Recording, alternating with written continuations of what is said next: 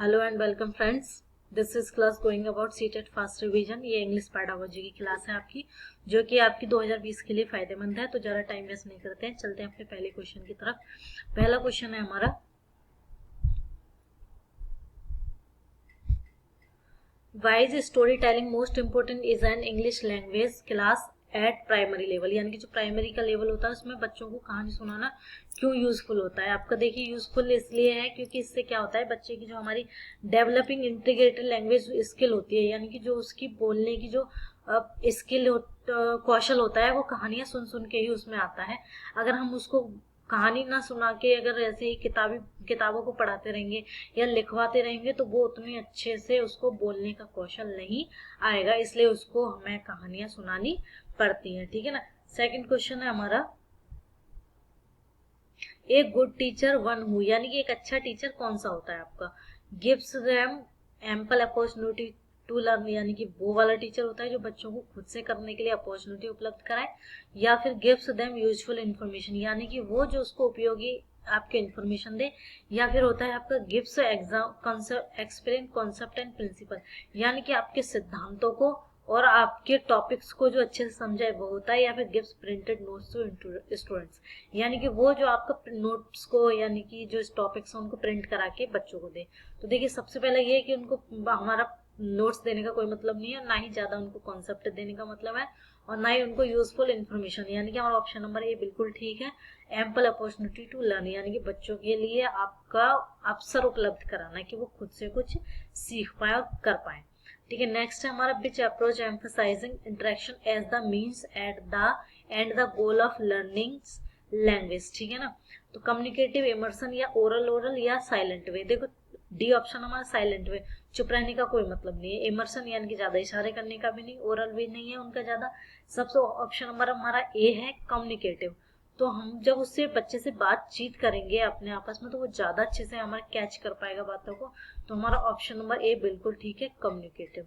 ठीक है, हमारा अगला क्वेश्चन है, maximum participation of student during teaching language classroom is possible, यानी कि जो बच्चे होते हैं किस टाइप की क्लास में अपना ज्यादा पार्टिसिपेट कर पाएंगे। तो ए है आपका लेक्चर मेथड, बी है आपका ट्रांसलेशन मेथड, या सी हमारा इंडक्टिव मेथड, या डिस्कशन मेथड, या डेमोस्ट्रेशन मेथड। तो देखिए हमारा लेक्चर मेथड कोई मतलब नहीं कि हम लेक्चर देते रहेंगे और बच्चे सुनेगा, ऐसा भी नहीं है, वो बहुत जल्दी बोर हो जाएगा। एंड ट्रांसलेशन मेथड, देखिए ट्रांसलेशन ये नहीं है कि आपने एक वर्ड बताया तो फिर उसको ट्रांसलेट किया, एंड दूसरा वर्ड बताया उसको ट्रांसलेट किया, इसका कोई मतलब नहीं है। एंड इंडक्टिव यानी कि इशारे करने का भी कोई मतलब नहीं है। और सिर्फ उसका हमारा ऑप्शन नंबर डी इसलिए सही है क्योंकि बच्चों के साथ हम बातचीत करेंगे, डेमो देंगे उनको, तो वो इस वाली क्लास में ज्यादा पार्टिसिपेट आपका कर पाएंगे। ठीक है ना। फिर नेक्स्ट है हमारा, dyslexia is an intellectual disability that negatively affect the understanding ability in terms of, यानी कि जो हमारी डिसलेक्सिया होती है वो किस टाइप में प्रॉब्लम करती है आपका। तो मैं आपको डायरेक्ट बता दे रही हूँ, ऑप्शन नंबर सी हमारा बिल्कुल सी का डायलेक्ट, यानी कि जब जिस बच्चे को डायलेक्सिया नाम की बीमारी होती है वो ढंग से बोल नहीं पाता है, ठीक है ना। वो लिख तो जैसे तैसे लिख रहा है पर बोल नहीं पाएगा वो बिल्कुल भी, और साइन लैंग्वेज से कोई लेना देना नहीं है इसका, ठीक है ना। चलिए नेक्स्ट है हमारा, the linguistic non Chomsky maintain that every child has an initiate language acquisition device, यानी कि आपके एलईडी है आपकी, जो आपकी यूनिवर्सल आपकी ये लैंग्वेज है, जिसके कि बच्चों को ये भाषाविद हैं जो कि इन्होंने बताया कि कौन सी लैंग्वेज है जिससे कि बच्चे आपका सीख पाते हैं। तो हमारे इसका जो सबसे ऑप्शन है बी, यूनिवर्सल ग्रामर है आपकी, जिसको कि बच्चे आपका बहुत ढंग से इसको सीख पाते हैं, ठीक है, और धारा प्रवाह तरीके से वो इसको बोल पाते हैं आपका। एंड नेक्स्ट क्वेश्चन है आपका, द स्ट्रक्चरल अप्रोच एडवोकेट, यानी कि इसके कहने का मतलब है आपका कि ऐसा कि ढांचागत विधि की जो वकालत का आपका करता है, ठीक है ना। तो उसमें आपका कौन सा ऑप्शन बिल्कुल सही बोलता है कि वो किसकी वजह से इतना वकालत कर पाएगा, कि रट्टू तोते की तरह। क्या होता है वो आपका, रिस्टोरिंग टू फ्लुएंसी, यानी selection and guardians gradation of material, या आपका assessing learners performance using mother tongue, या फिर आपका यूजिंग टंग। थोड़ा सा यहाँ से दिख नहीं रहा है, पहले इसको ठीक कर दें।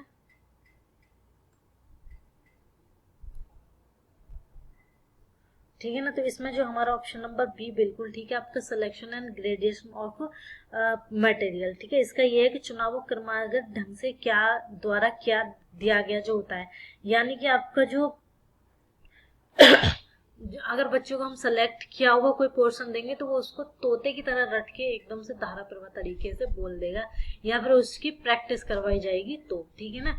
नेक्स्ट है हमारा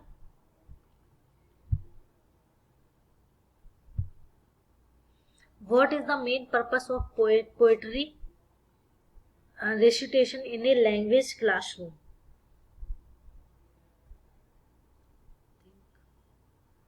लैंग्वेज क्लासरूम यानी कि appreciate and enjoy the poem, यानी कि उन बच्चों को अप्रिशिएट करवाना चाहिए और उनको आपकी पोएम सुनानी चाहिए क्लास में, या फिर आपकी to give their opinion about the poem, और फिर उसके बाद उसको जो पोएम सुनाई है उसका ओपिनियन यानी कि उसका क्या बोलते हैं उसके विचार आपके सुनने चाहिए, या फिर to become aware the poet and her work, यानी कि उसको पोएट यानी कि कवि के बारे में अवेयर करना चाहिए और उसके वर्क कामों के बारे में बताना चाहिए, या फिर do know the historical background of the poem, यानी कि जो पोएम है उसका इतिहास का पृष्ठभूमि उसको बतानी चाहिए।